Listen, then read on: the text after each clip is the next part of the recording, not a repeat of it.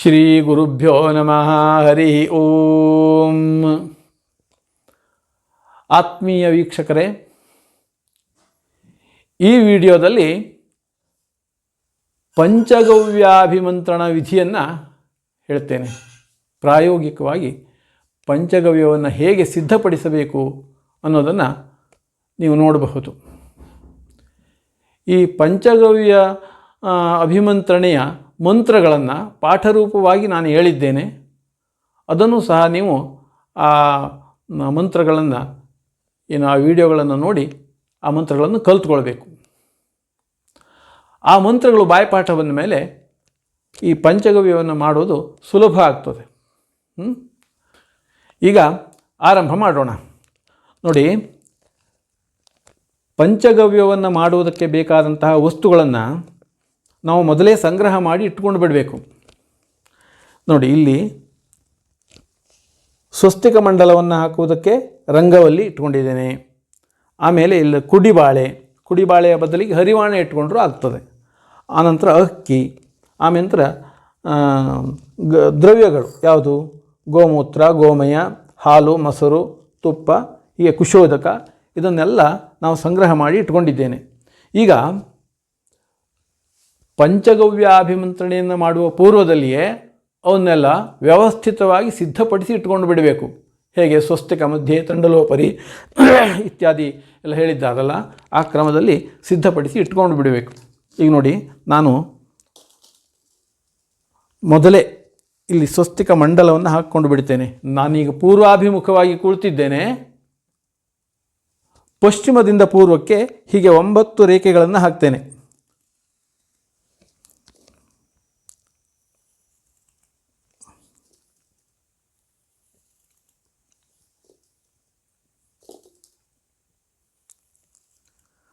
ನಾಲ್ಕು,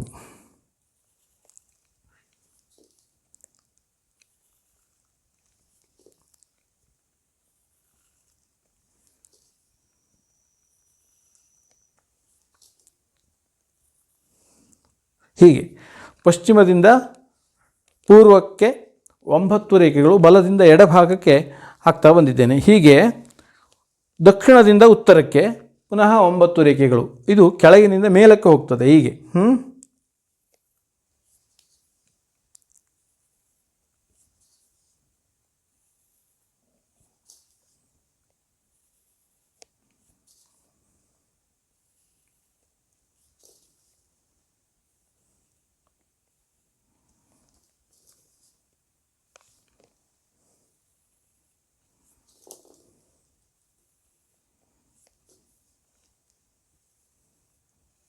ಹೀಗೆ ಇದು ಸ್ವಸ್ತಿಕ ಮಂಡಲ. ಈ ಮಂಡಲದ ಮೇಲೆ ಈ ಕುಡಿಬಾಳೆಯನ್ನು ನಾನು ಹೀಗಿಡ್ತೇನೆ. ನೋಡಿ, ಹೀಗೆ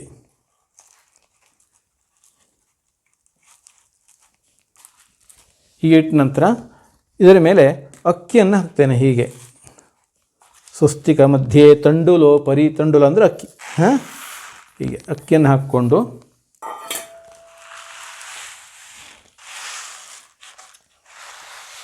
ಹೀಗೆ ಮಾಡ್ಕೊಳ್ತೇನೆ. ಇಷ್ಟಾದ ಮೇಲೆ ಇದು ಗವ್ಯವನ್ನು ಸಂಯೋಜನೆ ಮಾಡಲಿಕ್ಕೆ ಬೇಕಾದಂತಹ ಪಾತ್ರೆ. ಇದನ್ನು ಇಲ್ಲಿ ಈ ಭಾಗದಲ್ಲಿ ಹೀಗೆ ಇಡ್ತೇನೆ. ಇದರ ಮೇಲೆ ಇದೆ 7 ದರ್ಭೆಗಳು. 7 ಇದ್ದಾವಲ್ಲ,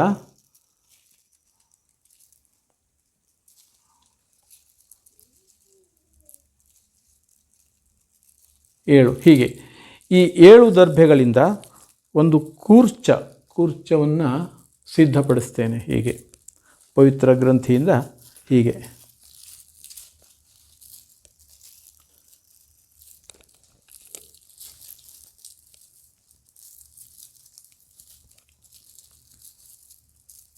ಹೀಗೆ ಒಂದು ಕೂರ್ಚವನ್ನು ಸಿದ್ಧಪಡಿಸಿ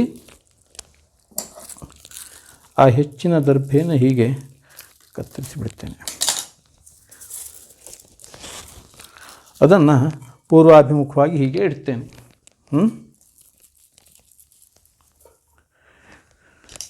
ಇಷ್ಟರ ನಂತರ ಈ ದ್ರವ್ಯಗಳನ್ನು ಯಾವುದು ಹೀಗೆ ಪೂರ್ವೇ ಗೋಮೂತ್ರಂ, ಹೀಗೆ ಪೂರ್ವ ಭಾಗದಲ್ಲಿ ಗೋಮೂತ್ರ, ದಕ್ಷಿಣೇ ಗೋಮಯಂ, ಈ ಗೋಮಯಕ್ಕೆ ಒಂದು ಸ್ವಲ್ಪ ನೀರು ಹಾಕ್ಕೊಳ್ತೇನೆ.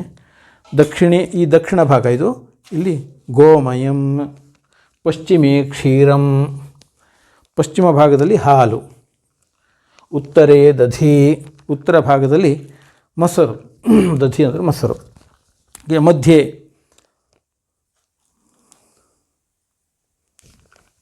ಮಧ್ಯದಲ್ಲಿ ತುಪ್ಪ, ಮಧ್ಯೆ ಘೃತಂ, ಹಾಗೆ.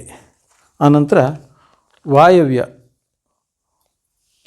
ಪಶ್ಚಿಮ ಮತ್ತು ಉತ್ತರದ ಮಧ್ಯದ ಭಾಗ, ಈ ಮೂಲೆಯ ಭಾಗ ವಾಯವ್ಯ.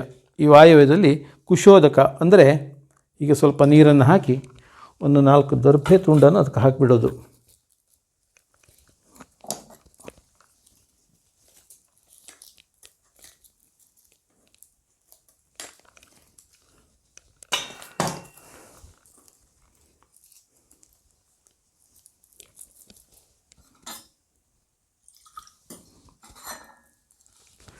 ನೋಡಿ ಹೀಗೆ.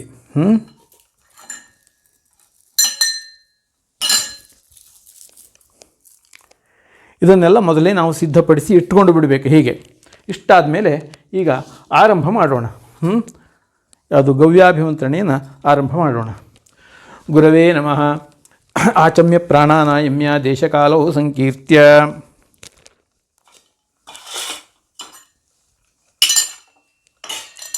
ಓಂ ಋಗ್ವೇದಾಯ ಸ್ವಾಹ, ಓಂ ಯಜುರ್ವೇದಾಯ ಸ್ವಾಹ, ಓಂ ಸಾಮವೇದಾಯ ಸ್ವಾಹ. ಕರಂ ಪ್ರಕ್ಷಾಲ್ಯ. ಪುನಃ ಓಂ ಋಗ್ವೇದಾಯ ಸ್ವಾಹ, ಯಜುರ್ವೇದಾಯ ಸ್ವಾಹ, ಓಂ ಸಾಮವೇದಾಯ ಸ್ವಾಹ. ಕರಂ ಪ್ರಕ್ಷಾಲ್ಯ. ಇದು ಆಚಮನ. ಈ ಆಚಮನವನ್ನು ಋಗ್ವೇದಾಯ ಸ್ವಾಹ ಇತ್ಯಾದಿ ವೇದ ಮಂತ್ರಗಳಿಂದಲೂ ಮಾಡ್ತಾರೆ. ಕೇಶವಾಯ ಸ್ವಹ ಇತ್ಯಾದಿ ನಾಮಮಂತ್ರಗಳಿಂದಲೂ ಮಾಡುವಂಥ ಕ್ರಮ ಉಂಟು. ಏನೇ ಇದ್ದರೂ 2 ಆಚಮನವನ್ನು ಮಾಡಿಕೊಳ್ಬೇಕು. ಆನಂತರ ಪ್ರಾಣಾಯಾಮ. ಓಂ ಪ್ರಣವಸ್ಯ ಪರಬ್ರಹ್ಮ ಋಷಿ ದೇವಿ ಗಾಯತ್ರಿ ಛಂದಃ ಪರಬ್ರಹ್ಮ ಪರಮಾತ್ಮ ದೇವತಾ ಪ್ರಾಣಾಯಾಮೇ ವಿನಿಯೋಗ. ಓಂ ಭೂಃ, ಓಂ ಭುವಃ, ಓಂ ಸುವಃ, ಓಂ ಅಹಃ, ಓಂ ಜನಃ, ಓಂ ತಪಃ, ಓಂ ಸತ್ಯಂ. ಹೀಗೆ ಅಂಗಗಳನ್ನು ಸ್ಪರ್ಶ ಮಾಡಿಕೊಂಡು ಮೌನವಾಗಿ ಗಾಯತ್ರಿಯನ್ನು ಹೇಳಿಕೊಳ್ಳುತ್ತಾ, ಮನಸ್ಸಿನಲ್ಲಿಯೇ ಗಾಯತ್ರಿಯನ್ನು ಹೇಳಿಕೊಳ್ಳುತ್ತಾ ಪೂರಕ, ಕುಂಭಕ, ರೇಚಕ ಕ್ರಮದಲ್ಲಿ ಪ್ರಾಣಾಯಾಮವನ್ನು ಮಾಡೋದು. ಹೀಗೆ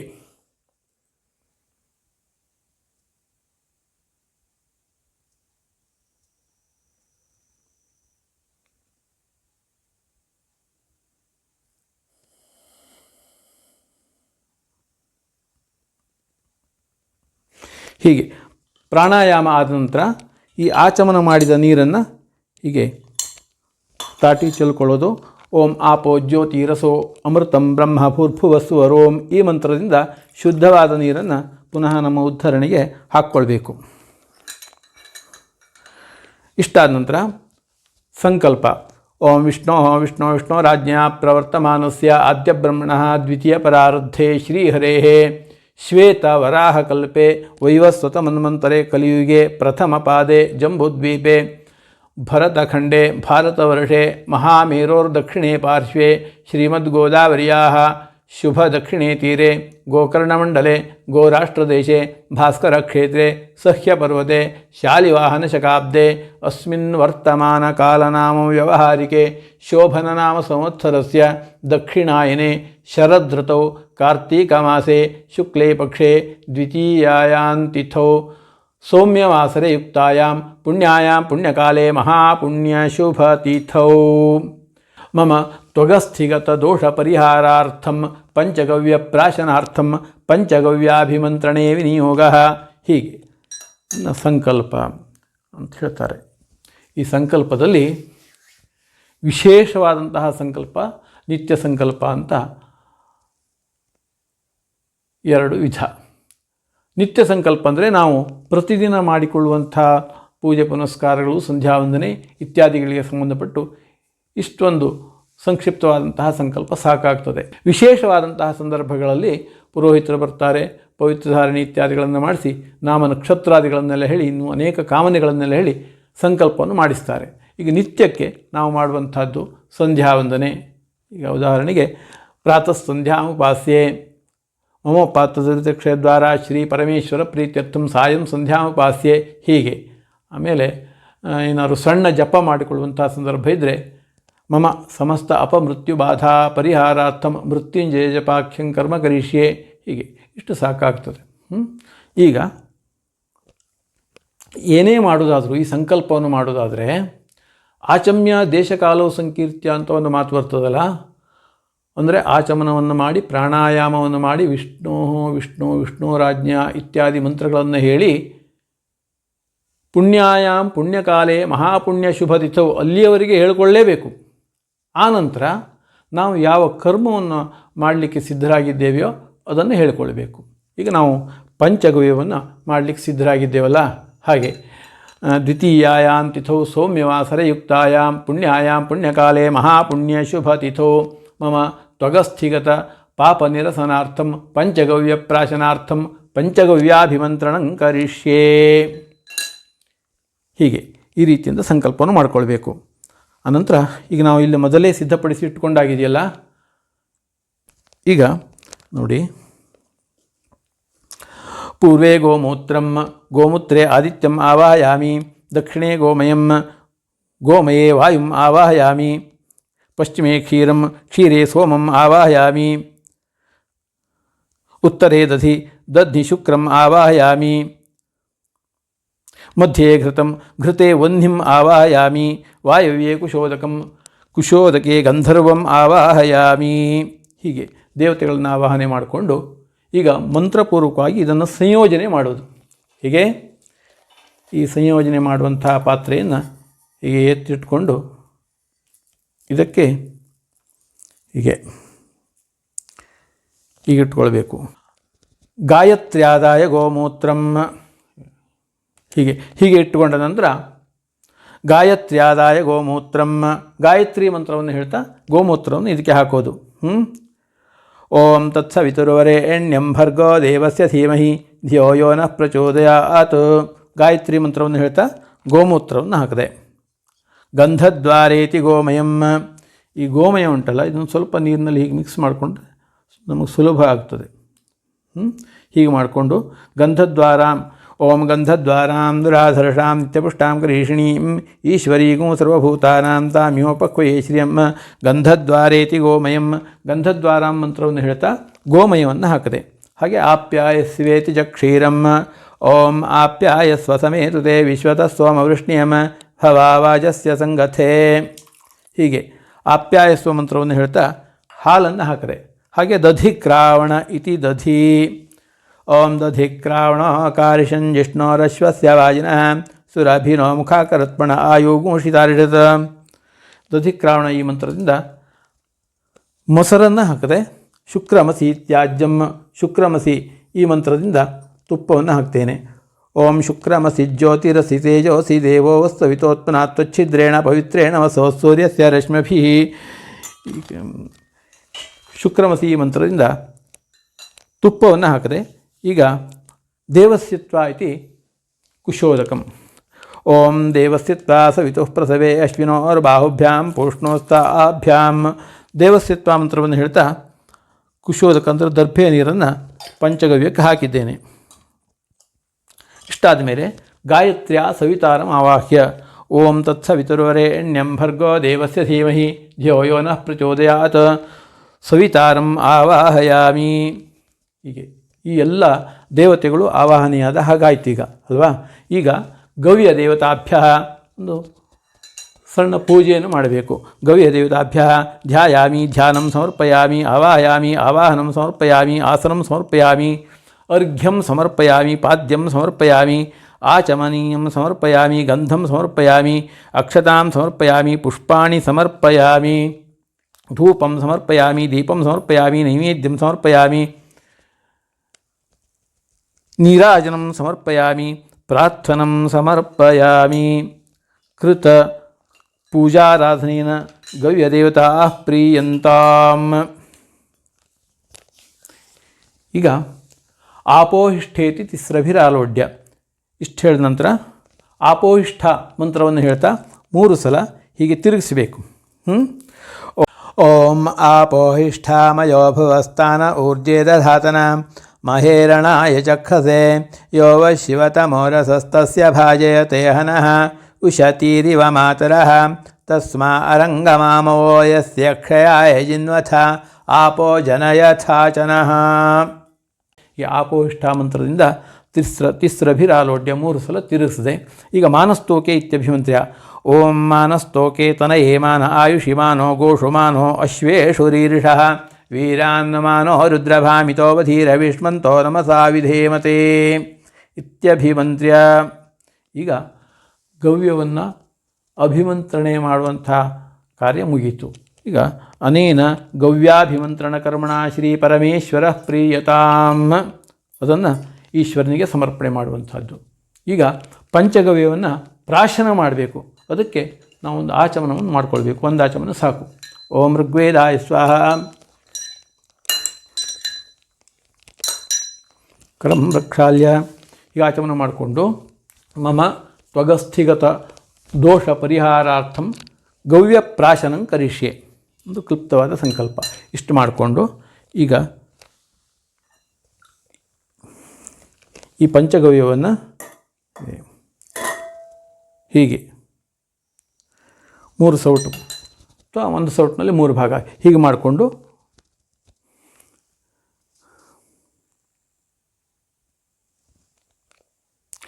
ಯತ್ವಗಸ್ಥಿಗತಂ ಪಾಪಂ ದೇಹೇ ತಿಷ್ಠತಿ ಮಾಮಕೆ ಪ್ರಾಶನಂ ಪಂಚಗವ್ಯಸ್ಯ ದಹತ್ವಗ್ನಿರಿವೇಂಧನಂ. ಈ ಮಂತ್ರವನ್ನು ಹೇಳಿಕೊಂಡು ಓಂ ಅಂತ ಹೇಳ್ತಾ ಪಂಚಗವ್ಯವನ್ನು ಪ್ರಾಶನ ಮಾಡಬೇಕು, ಅಂದರೆ ಕುಡಿಬೇಕು.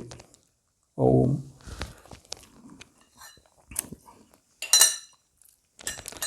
ಇಷ್ಟಾದ ನಂತರ ಕೃತಕರ್ಮಣ ಶ್ರೀ ಪರಮೇಶ್ವರ ಪ್ರೀಯತಾಂ ಕರ್ಮಾಂತೆ ದ್ವಿರಾಚಮ್ಯ. ಈಗ ಒಂದು ಅಕ್ಷತವನ್ನು ನೀರು ಹಾಕಿಬಿಟ್ಟು 2 ಆಚಮನವನ್ನು ಮಾಡಿಬಿಟ್ರೆ ಆಯಿತು. ಓಂ ಋಗ್ವೇದಾಯ ಸ್ವಾಹ. ಓಂ ಯಜುರ್ವೇದಾಯ ಸ್ವಾಹ.